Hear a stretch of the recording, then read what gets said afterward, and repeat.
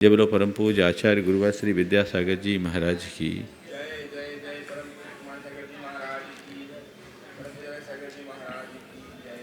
तपो की चर्चा चल रही है और तपस्या में अब अभ्यंतर तप की बात है। बाह्य तप की बात हो गई थी।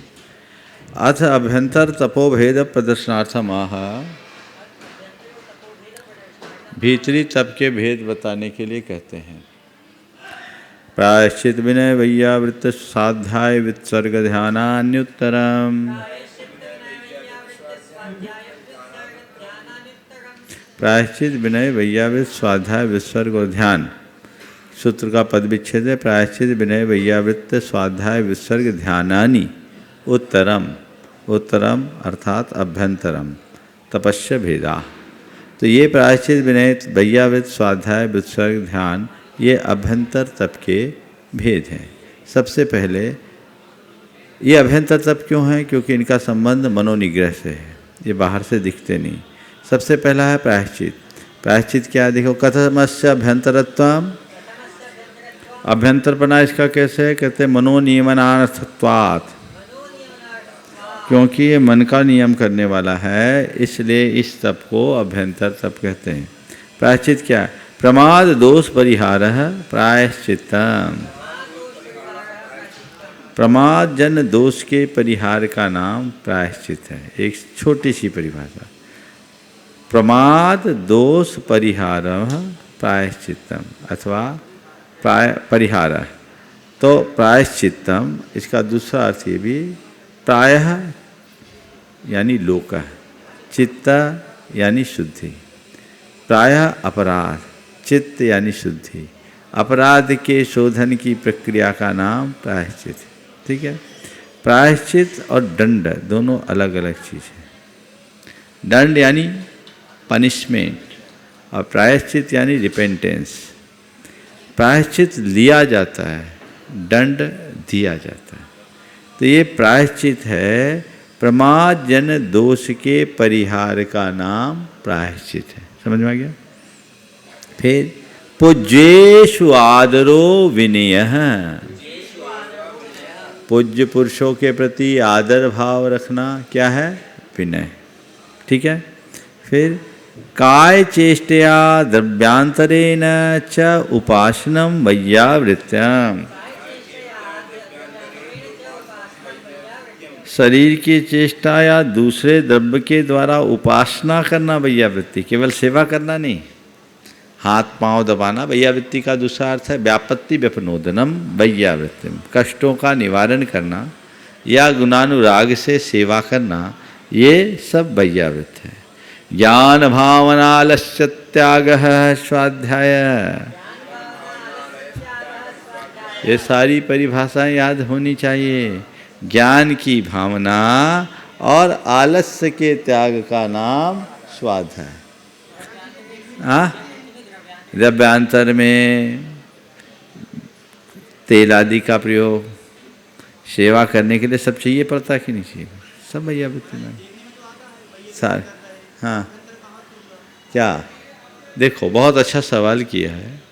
वैयावृत्ति तो देखने में आ रही है, फिर आगे विनय भी देखने में आ रहा है, स्वाध्याय भी देखने में आ रहा है, प्रायश्चित भी लेते देते देखने में आ रहा है, ध्यान भी करते हुए देखने में आ रहे हैं, कायोत्सर्ग भी करते हुए देखने में आ रहे हैं। तो ये अभ्यंतर कैसे है ना? हाँ, ये जो देखने में आ रहा है वो प्रायश्चित नहीं है, अंदर की जो शुद्धि हो रही है वो प्रायश्चित है। ये जो झुक रहे हैं ये प्रायश्चित नहीं है, ये विनय नहीं है। अंदर से जो अहंकार गल रहा है वो विनय है। हम हाथ पांव से किसी के अंदर हाथ पैर दबा रहे हैं, ये अलग है। अंदर जो सेवा का भाव है वो वैयावृत्त है। पन्ने पलट रहे ये स्वाध्याय नहीं है। अंतरंग में जो जागरूकता है वो स्वाध्याय है। खड़े होने का नाम कायोत्सर्ग नहीं है, अंदर के अहंकार ममकार के गलने का नाम कायोत्सर्ग है। और रीढ़ सीधी करने का नाम ध्यान नहीं, उपयोग को स्थिर रखने का नाम ध्यान। अब बोलो, क्या बोल रहे हो? ना उत्तर मिला कि नहीं मिला? हो गया ना? चलिए। आत्मा आत्मीय संकल्प त्यागो विसर्ग,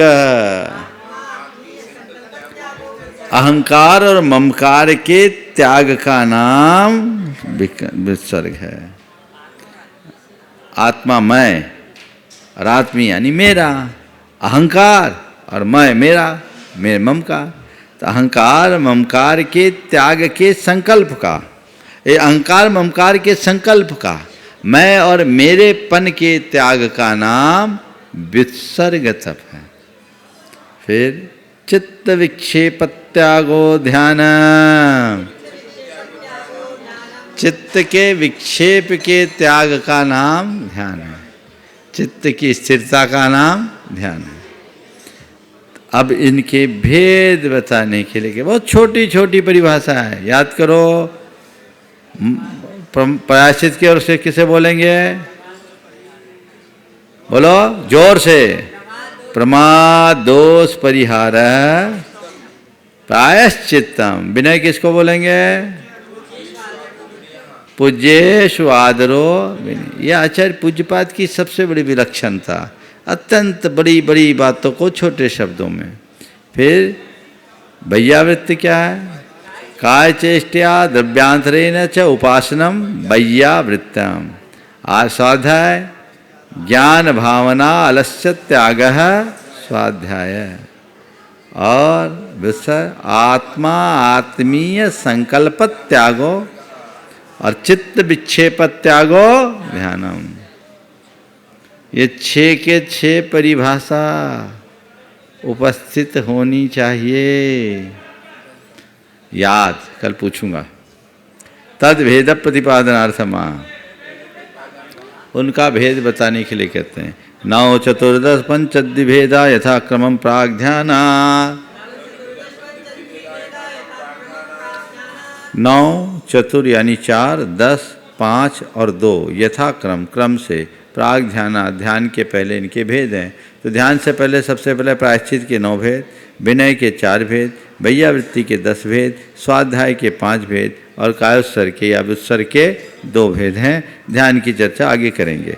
यथाक्रमम इति वचनात् 9 भेदम प्रायश्चित्तम, 9 भेद प्रायश्चित के। विनय चतुर्विधा, विनय 4 प्रकार का। वैयावृत्तम 10 विधाम, वैयावृत्ति 10 प्रकार की। स्वाध्याय पंचविधा, स्वाध्याय 5 प्रकार का। द्विभेदो विसर्ग, 2 प्रकार का विसर्ग। इति अभिसंबद्धते, ऐसा संबंध लगा लेना। प्राग ध्यानात् इति वचनम ध्यानस्य बहु वक्तव्यत्वात् पश्चात वच्यते इति। हमने अभी ध्यान के पहले की बात कही, क्योंकि ध्यान के बारे में बहुत ज़्यादा बोलना है, इसलिए उसकी बाद में हम चर्चा करेंगे। पहले जिसकी कम चर्चा उसको निपटा लो। चलिए, प्रायश्चित के 9 भेद। आद्यस्य भेदस्वरूप निर्ज्ञानार्थम आह।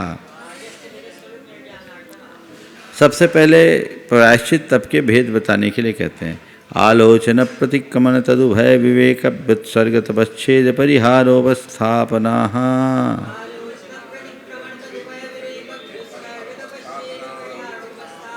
आलोचना प्रतिक्रमण तदुभय विवेक व्युत्सर्ग तप छेद परिहार और उपस्थापना के नाम से प्रायश्चित तप के 9 भेद हैं। सबसे पहला भेद है आलोचना। गुरु के समक्ष जाकर अपने प्रमादजन दोषों को प्रकट करना आलोचना है। समझ गए? तो ये अपने दोषों को प्रकट करना, ये क्या है? आलोचना है। हाँ, आलोचना के 10 दोषों को टाल के। अभी हम वहाँ गए नहीं, हम तो सामान्य अर्थ बता रहे हैं ना। अभी आलोचना क्या है? गुरु के सामने अपने दोषों को प्रकट करना, निवेदन करना, इसका नाम क्या है? आलोचना। फिर प्रतिक्रमण, अपने कृत दोष निरायरणम परिक्रमणम, किए गए दोषों का निराकरण करना, इसका नाम है प्रतिक्रमण। तदुभय, गुरु के सामने अपने दोषों को प्रकट करते हुए प्रतिक्रमण करना, इसका नाम तदुभय। विवेक का मतलब होता है त्याग। समझ गए? तो किसी भी चीज़ का त्याग करना, छोड़ देना, इसको बोलते हैं विवेक। व्युत्सर्ग यानी कायोत्सर्ग, ये प्रायश्चित के रूप में होता है। तप, विशेष उपवास आदि का तप प्रायश्चित के रूप में। छेद यानी दीक्षा का कुछ समय के लिए छेद कर देना, यानी डिमोशन हो जाना। परिहार, बड़े दोष लगने से संघ से ही बाहर कर देना। और उपस्थापन, पूरी दीक्षा को छेद करके वापस दीक्षा देना। ये 9 प्रकार की प्रायश्चित के भेद है। देखो क्या लिखते हैं, तत्र गुरुवे प्रमाद निवेदनम 10 दोष विवर्जितम आलोचनम। इनमें से सबसे पहले गुरु के सामने अपने प्रमाद का निवेदन करना, पर कैसे? आलोचना के 10 दोषों से बचकर निश्चल भाव से, आकंपित अनुमानित जम दिट्ठम बादरम सुहमम, ये 10 प्रकार के दोष हैं। तो गुरु के पास छल पूर्वक नहीं, निश्चल, जैसा हुआ वैसा। कई हैं बड़े बड़े दोष बता दिए, छोटे नहीं बताए, कई छोटे बता दिए, बड़े नहीं बताए। जो दूसरों ने देखा वो बता दिया, जिसने नहीं देखा वो नहीं बताया। और बताए तो सबके सामने, जब बहुत चर्चा हो रही तब धीरे से बताया, वो आधे सुने नहीं सुने। तत्सेवी वही दोष बताए जो गुरु खुद ग्रसित हैं। बहुजन एक बार गुरु से प्रायश्चित दिया, फिर दूसरों से उसको सत्यापित किया है सही है कि नहीं, संसक्त। और इस तरह से 10 दोष होते हैं आलोचना के, आकंपित, अनुमानित, स्थूल, बादर, यत दृष्ट, तत्सेवी, बहुजन, संसक्त, 2 और है। आलोयन आकंपीयन उमाई जम दिट्ठम बादरम च सुहमम च दिए। अरे वाह, कहा है देखो, आकंपी अनुमानी जम दिट्ठम बादरम च सुहमम च, ठीक है। आधा याद था। छन्नम, छन्न छिप कर, सद्दाउलियम बहुजन अब्बत, तत्सेवी, सत्सेवी को तत्सेवी कहना। इति 10 दोषा, है ना। शब्दाकुलित शोर में सब अपना, हाँ महाराज जी हमसे भी ऐसा हुआ, ये हो गया। तो ये 10 प्रकार के दोष से रहित आलोचना करना, ठीक है। गाथा याद कर लो, आधी याद है। आकंपी अनुमानी जम दिट्ठम आदरम च सुहमम च, छन्नम सद्दाउलियम बहुजन अब्बत, तत्सेवी, तत्सेवी। अव्यक्त भी है, संसक्त भी है। एक मिनट,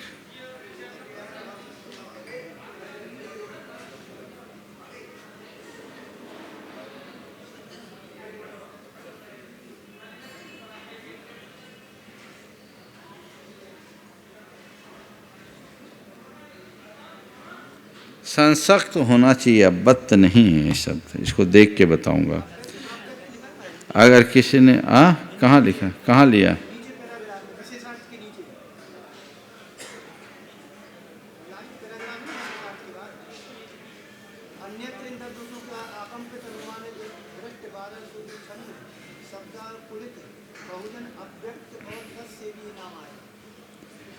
इसका स्वरूप नहीं बताया ना, अव्यक्त है, उसको देखना पड़ेगा, देख के बताऊंगा। उसमें है, किसी ने बोला मेरे से भी ये दोष हुआ है, ऐसा। तो ये इस सब दोषों को टाल करके प्रायश्चित लेना। फिर मिथ्या दुष्कृता विधानादि भी व्यक्त प्रतिक्रियम प्रतिक्रमण।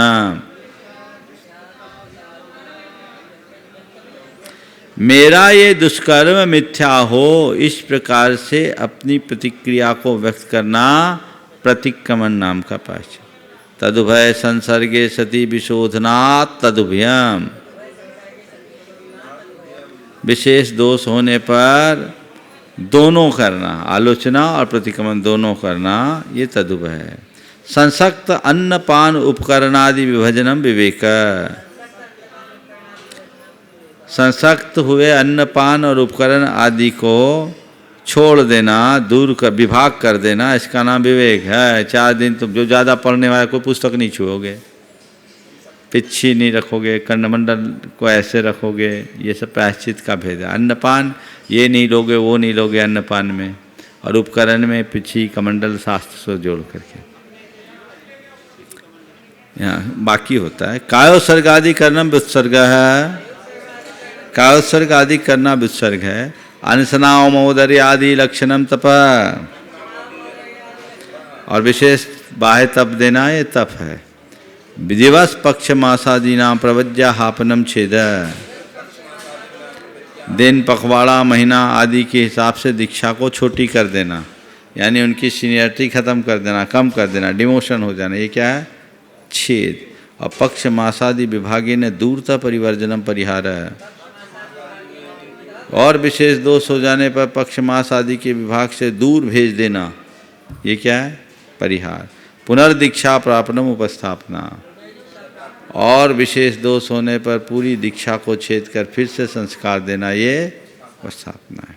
देखो इसका विशेषार्थ। यहाँ प्रायश्चित के 9 भेद गिनाए हैं। प्राय शब्द का अर्थ साधु लोक है, उसका जिस कर्म में चित्त होता है वह प्रायश्चित कहलाता है। अथवा प्राय शब्द का अर्थ अपराध है और चित्त का अर्थ शुद्धि, इसलिए प्रायश्चित का अर्थ अपराधों का शोधन करना होता है। यही वे 9 भेद हैं जिनके द्वारा साधु दोषों का परिमार्जन करते हैं। पहला भेद आलोचना है। आलोचना इन 10 दोषों से रहित होकर की जाती है। 10 दोष यथा: उपकरण देने पर मुझे लघु प्रायश्चित देंगे ऐसा विचार कर उपकरण प्रदान करना, ये पहला आलोचना था। आकंपित, गुरु को कोई उपकरण वगैरह दे दिया, उनको बढ़िया पिछी दे दी, उनके कमंडल को ठीक करके दे दिया। अब गुरु महाराज जी हमसे एक गलती हो गई है ना। फिर अनुमानित, अनुमानित इस प्रकार से दूसरा है अतिशय दुर्बल हूँ, ग्लान हूँ, उपवास आदि नहीं कर सकता, यदि लघु प्रायश्चित दे तो दोष कहूँगा, ऐसा कहना दूसरा दोष है ना।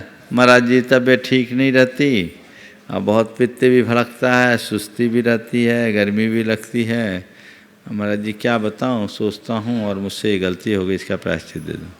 तो पहले ही गुरु को बता दो, अथवा पहले से अनुमान लगा लो कि इसका दूसरे को क्या प्रायश्चित दिया वो हम दे दें।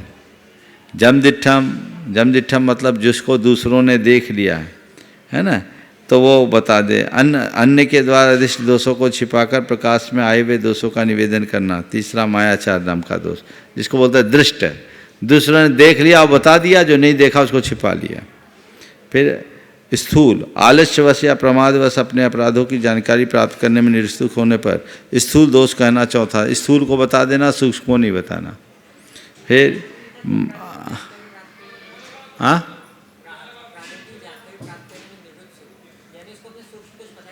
हाँ, उसकी तरफ उसकी रुचि नहीं है। प्रायश्चित का भाव होता तो बात ही अलग थी। फिर है बादरम, हो गया सूक्ष्म, महादुश्चर, प्रायश्चित के भय से महादोष को छिपाकर हल्के दोषों का ज्ञान करा। छोटे छोटे दोष का तो प्रायश्चित मांगना और बड़े दोष को डकार जाना। गुरु भी सोचेगा अरे कितना जागरूक, इतनी से दोष की बात करता है। कुल मिलाकर अपने आप को धोखा देना है। व्रत में इस प्रकार दोष लगने पर हमें क्या प्रायश्चित करना पड़ेगा, इस विधि से गुरु की उपासना करना। छठा उपाय, भाई बोल देना महाराज जी कि कोई अगर दोष करता है, छन्न दोष बोलते हैं इसको, महाराज जी ऐसा कोई करता है तो उसको क्या प्रायश्चित लेना चाहिए। गुरु ने बता दिया, वो खुद ही प्रायश्चित ले लिया, प्रच्छन्न हो गया। ठीक है। इसी प्रकार पाक्षिक और चातुर्मादी क्रिया करते समय बहुत साधुओं द्वारा की जाने वाली आलोचनाजन शब्दों से प्रदेश के व्याप्त होने पर पूर्व दोष करना। सातवां, सब लोग बोल रहे हैं, सब अपने पे, हाँ महाराज जी हमसे भी ये दोष हुआ है, प्रायश्चित दे दो। अब क्या बोला क्या नहीं, इसको बोलते शब्दाकुलित, शोर शराबे में। फिर है गुरु द्वारा दिया हुआ प्रायश्चित क्या युक्त है, आगम का इसमें इसका विधान है या नहीं, इस प्रकार की शंका अन्य साधु के समक्ष प्रकट करना। आठवां दोष है, इसको बोलते हैं बहुजन। गुरु से ले लिया और उसके बाद दूसरे से उसको कन्फर्म किया, इसको बोलते हैं बहुजन। फिर इसके बाद है किसी प्रयोजनवश अपने समान साधु के समक्ष दोष कहकर प्रायश्चित करना। ये अव्यक्त नहीं है, संसक्त है एक्चुअल में। जो खुद उस दोष से जुड़, उसी दोष से जाके अपना दोष कहना। हाँ अच्छा, ये क्या लिखा है, किसी प्रयोजनवश अपने समान साधु के समक्ष दोष कहकर प्रायश्चित लेना। नौवां दोष है हाँ अव्यक्त, जिसको पूरे प्रायश्चित शास्त्र का ज्ञान नहीं है, ये अर्थ। हाँ, और तत्से भी मेरा दोष इसके अपराध के समान है, इसे यह भी जानता है, इसे जो प्रायश्चित मिलेगा वह भी मुझे भी युक्त है। इस प्रकार अपने दोष को छिपाना 10वां प्रायश्चित। इस प्रकार ये 10 प्रकार के प्रायश्चित के दोष हैं। ठीक है।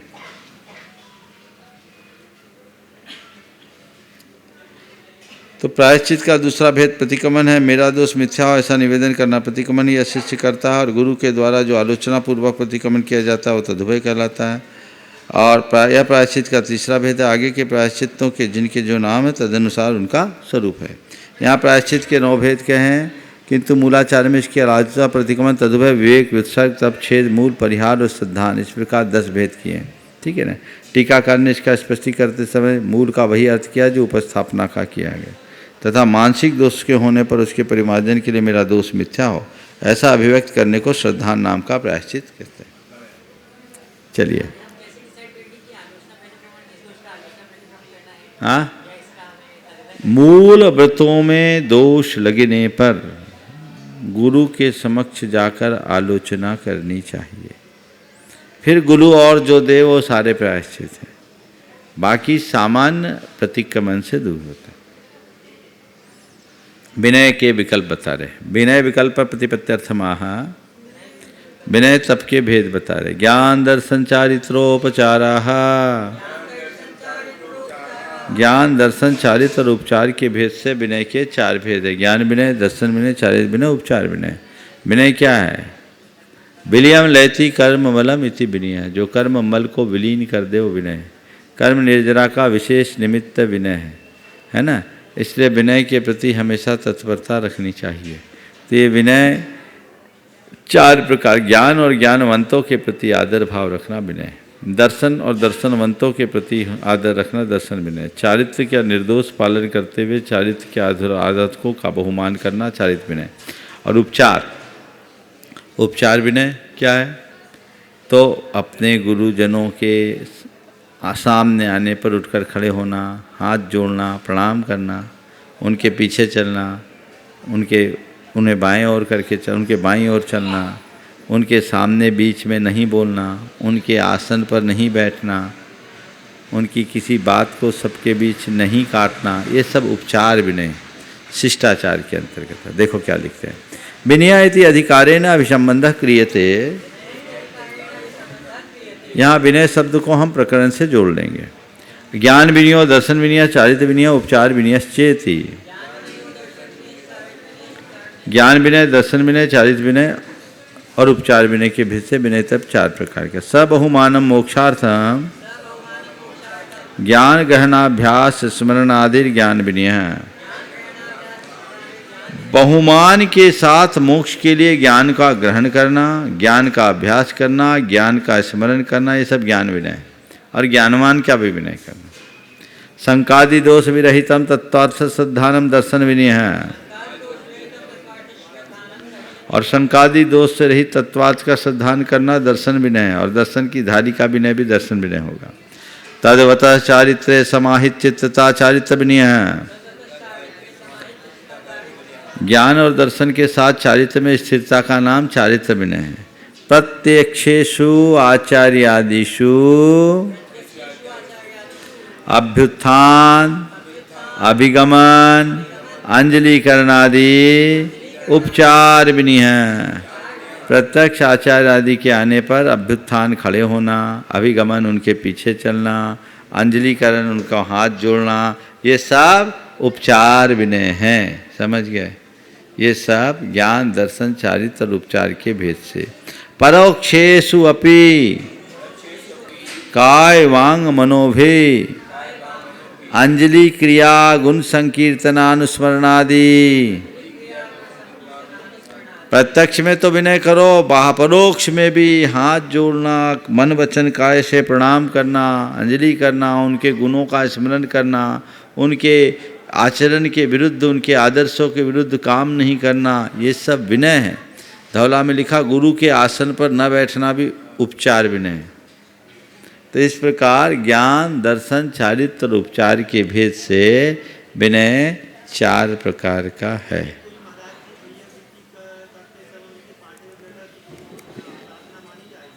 विनय छोड़ रहा है भैया, बेटी तप हो रही है ना, एक जा रहा है दूसरा तप आ रहा है ना, तो तप तो है वहाँ, तप कहाँ छूटा। तब प्रसंगानुसार होता है। अगर ऐसा नहीं हो तो फिर भैया बेटी कैसे करोगे? अगर आवश्यकता हो तो कर सकते हैं। मान लो एक कहानी आती ब्रह्मा जी की, कि ब्रह्मा जी का सच्चा भक्त कौन है। तो भक्त की परीक्षा लेनी थी। तो अब क्या हुआ कि ब्रह्मा जी लेट गए, उनके पेट में सूल आ गया, पेट फूल गया। अब वो लेटे पड़े हैं। अबे वैद्य ने कहा कि भैया ये ब्रह्मा जी हैं, इनका पेट दर्द तो तभी जाएगा जब कोई अपना लात इनके पेट पे रखेगा। अब ब्रह्मा जी के पेट पे लात कौन रखे, कौन पंगा ले, सब चले गए, कोई सामने नहीं आया। एक किसान था अनपढ़, पर ब्रह्मा जी का बड़ा भगत था। बोला ठीक है, क्या होगा? बोले इनके पेट पे लात रखोगे, लात से दबाओगे तो इनका सूल ठीक हो जाएगा। तो आगे बढ़ने लगा, बोले देखो तुम ब्रह्मा जी के पेट पे लात रख लो, तुम्हारा सत्यानाश हो जाएगा, मेरा सत्यानाश हो जाएगा, ब्रह्मा जी तो ठीक हो जाएंगे। उसने पेट पे लात रखा और ब्रह्मा जी ठीक हो गए। क्या यही सच्चा भगत है? बाकी सब बकता है। तो क्या हुआ? तो किस प्रयोजन से क्या कर रहे हैं, ये देखना जरूरी है ना। समाधि आदि के काल में तो सम आसन पर ही बैठना पड़ता है, तभी ये सारी व्यवस्थाएं बनती है। आज दिन जल्दी डूबता है, कल से 2:45 से स्वाध्याय करेंगे, है ना? तो 3:30 तक छुट्टी करेंगे। चलो अभी जाओगे तो आप आओगे। जावानी के ज्ञान थे सोचे लो खा लो सामान। हे जिनवानी भारती तो है जपो दिन रहे, जो तेरो सरना गहे सो पावे शिव से।